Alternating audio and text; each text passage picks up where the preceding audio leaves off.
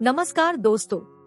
आज की इस भागदौड़ भरी जिंदगी में हर व्यक्ति एक बेहतर जिंदगी की रेस में भाग रहा है, लेकिन उनमें से सिर्फ कुछ ही लोग अपने लक्ष्यों को हासिल कर पाते हैं, जबकि जहां तक लोग अपने लक्ष्य तक कभी पहुंच ही नहीं पाते।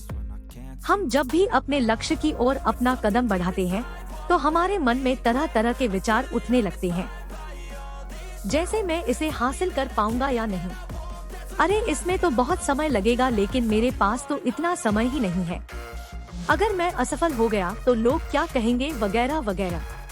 लेकिन इन सब में से जो सबसे बड़ा डर रहता है वो ये है कि मैं इस काम में सफल हो पाऊंगा या नहीं। तो आज की इस बोध कहानी के माध्यम से हम जानेंगे कि अपनी असफलता का डर कैसे खत्म किया जाए, और साथ ही हम ये भी जानेंगे कि हमारे मन में ये असफलता का डर क्यों पैदा होता है, इसका क्या कारण। तो आइए कहानी को शुरू करते हैं। बहुत समय पहले की बात है, एक बौद्ध सन्यासी एक जंगल के पास अपनी कुटिया बनाकर रहा करते थे। वह बौद्ध सन्यासी बहुत ही बुद्धिमान व्यक्ति थे। जो भी उनके पास अपनी समस्या लेकर जाता वो बहुत ही बुद्धिमानी से उसका निवारण करती थी। एक दिन वही के पास के गांव में वो भिक्षाटन के लिए गए।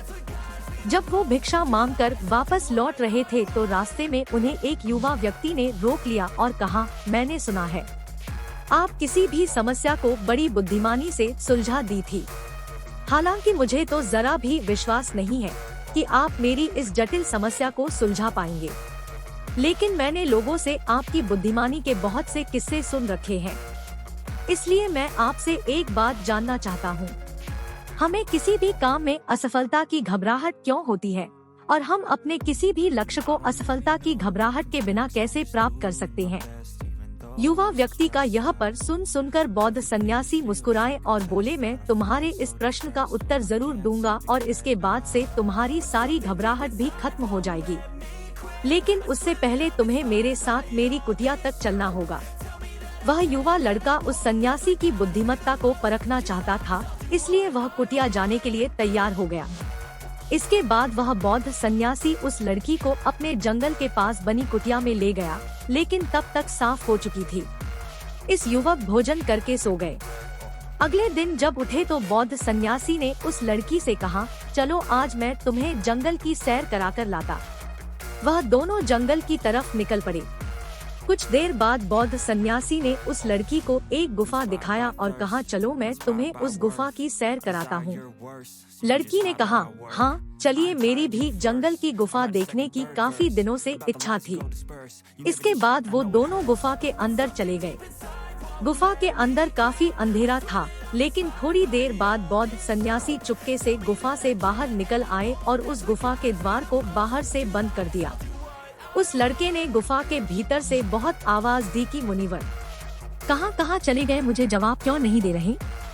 लेकिन बहुत देर तक कोई जवाब न मिलने के बाद वह घबरा गया और घबराकर गुफा के द्वार की तरफ भागा।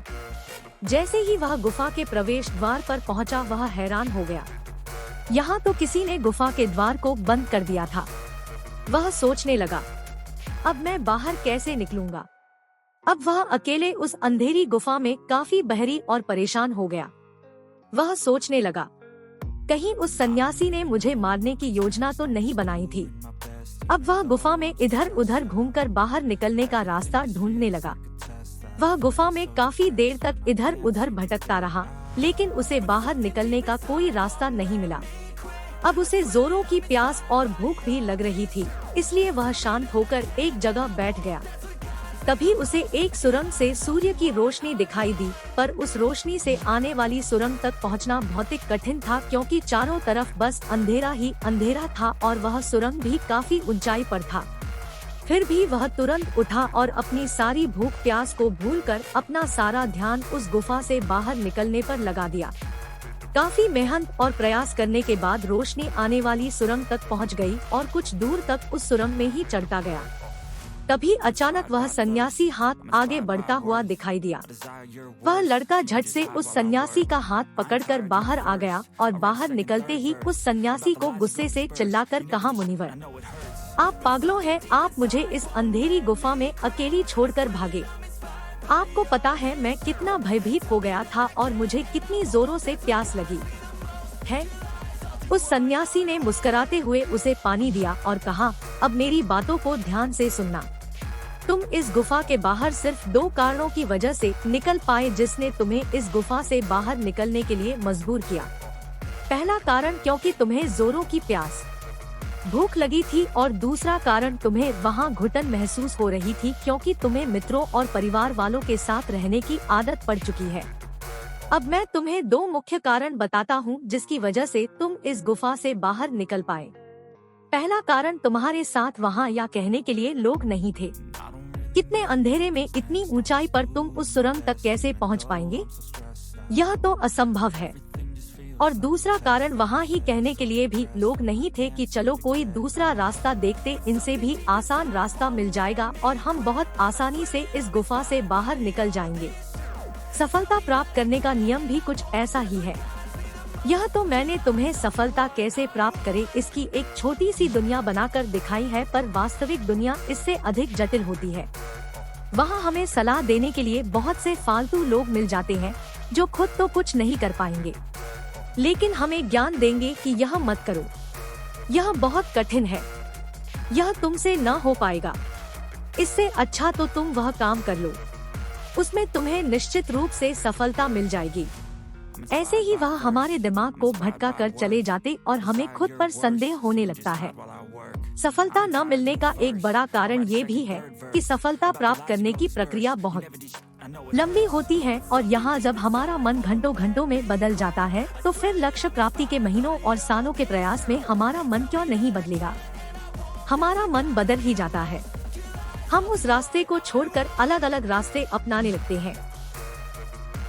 गौतम बुद्ध अक्सर अपने शिष्यों से कहा करते थे कि परेशानियां हमें तभी दिखती है जब हमारा ध्यान हमारे लक्ष्य पर नहीं होता, और ये बात 100% सही है।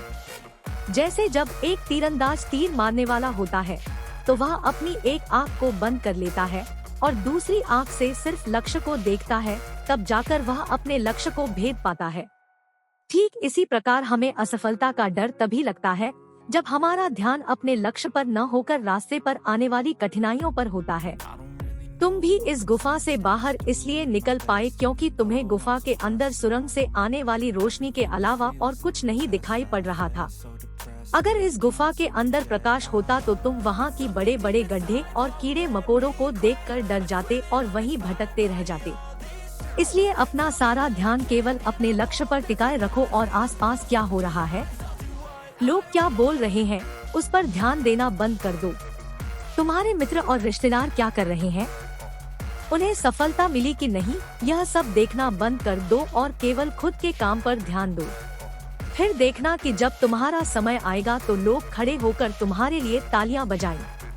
इतना कहकर वह बौद्ध सन्यासी मौन हो गया। उस युवा लड़के ने कहा, मुनिवर, आज आपने मेरी आंखें खोल दी। आपकी कही हर एक बात में मुझे बुद्धिमानी नजर आई। आप सच में बहुत बुद्धिमान थे, इसलिए सभी आपको बुद्धिमान मानते। मैं आपको वचन देता कि आज से मेरे मन को कभी भी असफलता का भय नहीं सताएगा। मैं अपना पूरा ध्यान सिर्फ अपने काम पर लगा दूंगा और जल्दी ही एक सफल व्यक्ति बनकर दिखाऊंगा। इतना कहकर उस लड़के ने बहुत सन्यासी का धन्यवाद किया और वापस अपने गांव चला गया। मुझे आशा है कि आप लोगों को मेरी कहानी अच्छी लगी होगी। कृपया मुझे सपोर्ट करने के लिए इसे लाइक करें।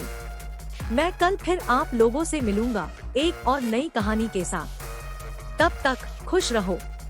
आपका बहुत बहुत धन्यवाद।